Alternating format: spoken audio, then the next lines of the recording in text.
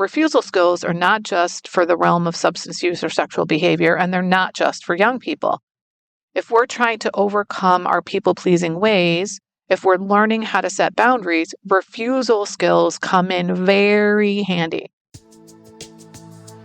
Hi, I'm Barb Nangle. I want to welcome you to my podcast, Fragmented to Whole Life Lessons from 12-Step Recovery, where I help people heal their emotional, psychological, and spiritual wounds and make deep, lasting changes in their lives. I'm a boundaries coach who specializes in helping women who say yes when they really want to say no, and who neglect themselves because they're so focused on others. I've coached hundreds of people to create Boundaries by Design, a blueprint for life.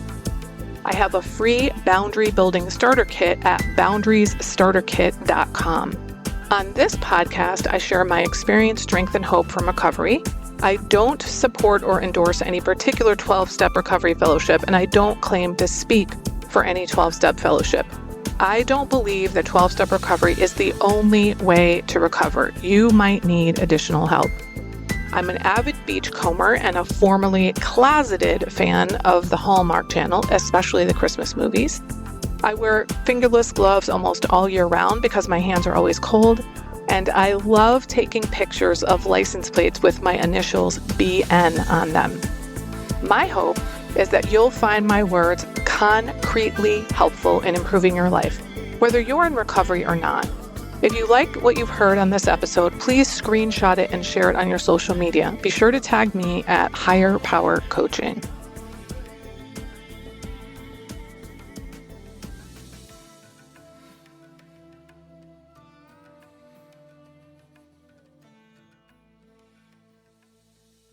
This is episode 298, How to Go from Chaos to Composure, the Power of Refusal Skills. I got the idea for this podcast episode a while ago when I read the book Drop the Rock, Removing Character Defects, Steps 6 and 7. I read that with my sponsor. I will put a link in the show notes for the book. I actually wrote my own subtitle for the book, and I wrote Stop Dragging the Story. And that's actually a concept I made to remind myself to stop telling negative stories. I have a whole podcast episode on that concept, which is linked in the show notes. And one of the things that I kept doing that created chaos and made things worse for me that I didn't even realize I was doing until recovery is when something bad happened, I would tell the story about it over and over and over again. And so I'd relive it. In recovery, I learned to stop dragging stories with me. Retelling those stories is chaotic at best and traumatic at worst. So now, if I really need to tell a story about something that happened so I can process it, I pick an emotionally safe, mature person to talk to about it once. If I still need to talk about it again because I haven't gotten to some kind of resolution or made sense of it, I go back to that same person so that I'm not spreading the negativity around the way that I used to. So that's what I mean by stop dragging the story. Anyway, I'm going to start this off by reading an excerpt from Drop the Rock. And this is towards the bottom of page 75, and then I'm going to read a little bit up onto the top of page 76. And this particular section was written by somebody named Frank, and he says, "The benefit of the 6th and 7th steps is a balance, a feeling of being centered. If I lean in one direction, I lose my balance and fall over.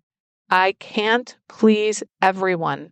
I can't be everything to everybody. There is a balance. These steps teach me balance between selfishness and selflessness. I need to be careful to organize my time, establish boundaries, and set priorities. I can't sponsor everyone, be at every meeting, or volunteer for every service opportunity. Recovery is not a stressful race to see who can do the most service. Easy does it. If I let myself get too stressed out when I'm not careful about scheduling my time, I have been leaning and practicing what are refusal skills. No, wait, okay. He did not get too stressed out because he did the refusal skills. Sorry, I misread that. I need to learn when to say no. I have the right to refuse requests, to slow down, and to take time out to take care of myself. So that's the end of Frank's passage. Sorry for screwing that up. So I love this term, refusal skills. It seems to me that's a term that I heard more as a young person than I do now as an adult.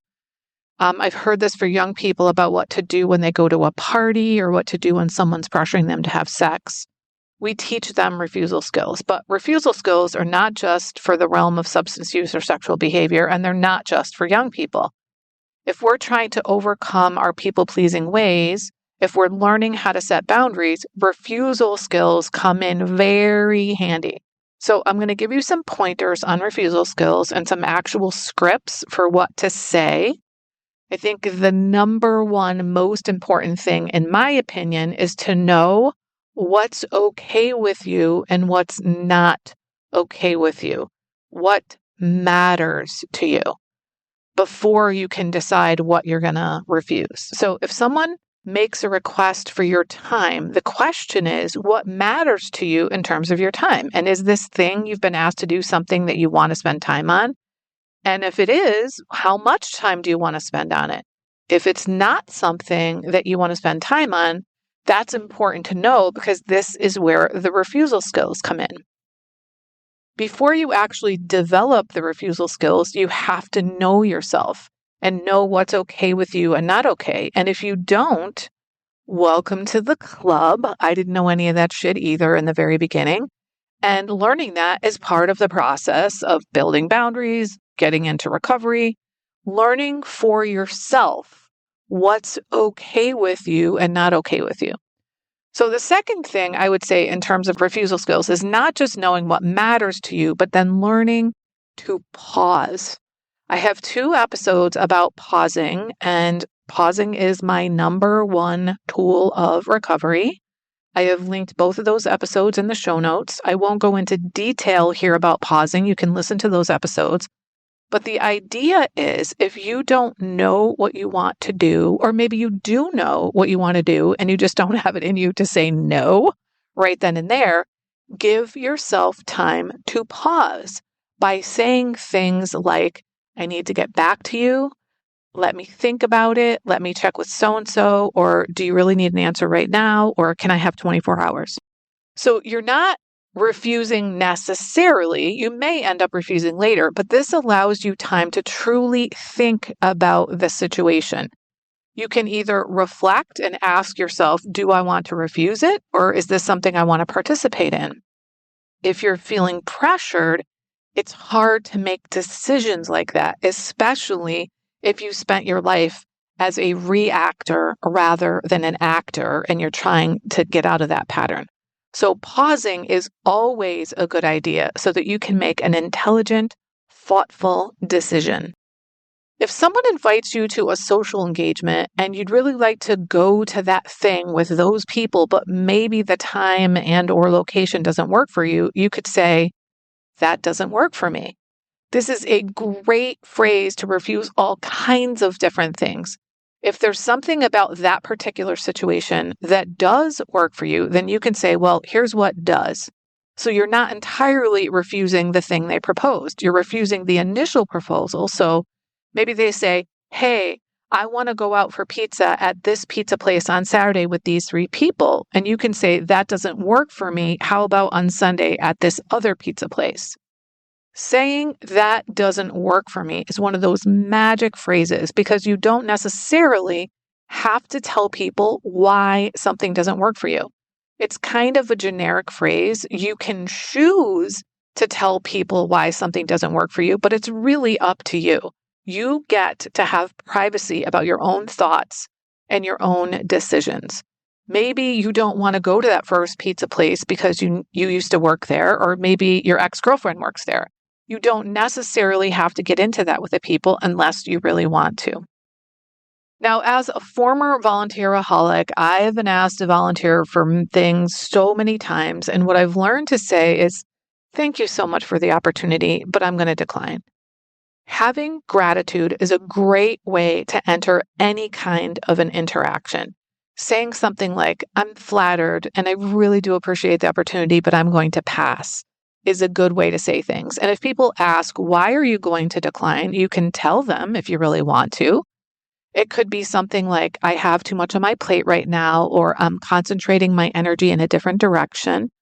Or if you really don't feel like you want to share with people, you can just say, I'm just declining. And if they keep pushing to find out why you're declining, you can just say, I just am. Because you don't have to reveal things to people unless you really want to. If you're in a social situation that is making you uncomfortable, and maybe you aren't even exactly sure why it's making uncomfortable, then you can just say, I'm going to stop right now because I'm really uncomfortable with this situation. And you might even go so far as to say, I'm not really sure why I'm so uncomfortable. I don't have any more information than that right now. I'm just really uncomfortable. So I'm going to honor that. Now, if they push you to try to find out why you're uncomfortable, or if they try to say you shouldn't be uncomfortable, or that they try to push you to just go forward, you can say, listen, I'm uncomfortable and I'm going to listen to that. If you're not willing to allow me to listen to my discomfort, then I'm going to have to go. Sometimes our refusal skills are not going to be words, it's just going to be behavioral. If you are someone who's clean and sober and you go to a party and people start pulling out all kinds of drugs, you can just get up and leave. So your refusal is in your behavior rather than in your words. You don't have to say anything to anybody. You can choose to say something like, this isn't really my kind of scene, or I'm going to head out. I'll see you guys later. But you don't have to say anything. If people try to push you to get you to participate in whatever it is they're doing and you don't want to do it, you can go back to, that doesn't really work for me, or I'm heading in a different direction and that's not how I want to spend my time, or I'm trying to take care of myself and this doesn't really feel like good self-care to me. Whatever the situation is, whether it's substance use or some other kind of situation that doesn't feel right to you, you get to honor what feels right and doesn't feel right to you. So this goes back to knowing what matters to you. Now, when it comes to substance use, you might actually want to come right out and say, I don't do drugs, or I don't drink. I used to say I don't drink when I stopped drinking, and now I just say no thank you when people offer me alcohol, which is extremely rare because I don't really hang out with people very often who drink. And most people know that I'm sober, so they don't often offer me things. But when it does happen, I don't feel the need to engage in a conversation about the fact that I don't drink because that's not why I'm there. So you could say, I don't drink or I don't do drugs, but you could just say, no, thank you, or I'm going to pass. Then there's sexual behavior. Until I got into my current relationship, I just sort of let things happen, and you don't have to do that. A good indicator of that is being like, I don't know, are we dating or we're not dating? You get to actually decide. You don't need to wait for the other person to decide if you're dating or not. You get to decide, which means you get to have a conversation with them. But you also don't have to just let things happen. So you could say, if things are starting to go in the direction of getting more sexual, you could say something like, look, I'm really attracted to you, but this is going a little bit fast for me, so let's put a pause on this. If they try to push you to do things you don't want to do, then you can just repeat yourself. And if they continue to push you, you can say, this is really making me uncomfortable that you're continuing to push me. What's going on here? And whatever they say, however they respond, if it doesn't feel satisfactory to you, this is an indicator that they're not going to respect your boundaries. If you say something twice and someone doesn't listen to you, then they're probably not going to respect your boundaries going forward. And this is a red flag. So ask yourself, do I really want to be with someone who won't take no for an answer at the very beginning of a relationship? Because if they won't take no for an answer in the beginning, they're not going to take no for an answer later.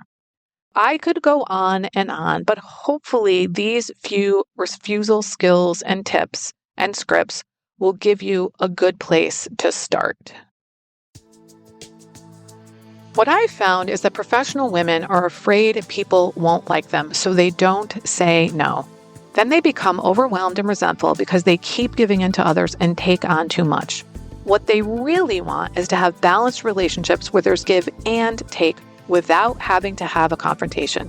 But they think the problem is that if they knew just the right words to say, things would go more smoothly and they'd be able to stick to their boundaries. So they end up letting people walk all over them and then explode when they can't take it anymore. But the real problem is that they don't know what's okay with them and not okay with them because they're so focused on others. That means they don't set limits or ask for help. What they need to do is focus internally to get clear on what matters to them so they know what to say no to and can communicate that clearly with calm confidence. If this sounds like you, we should talk. Go to barbchat.net to sign up for a call with me. If you like this podcast, and I'm guessing you did because you're still listening, you will also love my weekly newsletter, Friday Fragments, which has short essays similar to the podcast. You can check it out at fridayfragments.news. That's fridayfragments.news. If you haven't already subscribed to my podcast on your favorite podcast outlet, please do that. It helps carry the message to more people. I started this podcast because there was so much wisdom in recovery that just wasn't making its way out into the world. So I want as many people as possible to hear it. I'd also love it if you'd leave a 5-star rating or a review, which you can do on Apple Podcasts. It helps other people find it so they can get the benefits that you've gotten from listening. If someone in particular came to mind when you listen to this episode, please share it with them. And my favorite place to hang out on social media is Instagram. I'm at Higher Power Coaching. Please DM me there. I'd love to hear what you've got from this episode. I run private and group coaching programs on building healthy boundaries. Whether you need help with boundaries in your personal, professional, or romantic life, I can help. Head on over to barbchat.net where you can get on my calendar for a free 30-minute Better Boundaries consultation. I also do short-term situational coaching to help people make it through specific situations they're going through, such as divorce, empty nesting, preparing for retirement, or any phase where their identity is shifting. Regardless of the type of coaching, my ideal client is someone who is ripe for change. If that's you, I'd love to work with you. My goal with all my work is to help you make lasting changes in your life, like I've made deep, lasting changes in my life. Remember, it's never too late to recover. No one is beyond hope, and healing is possible. Thanks for listening.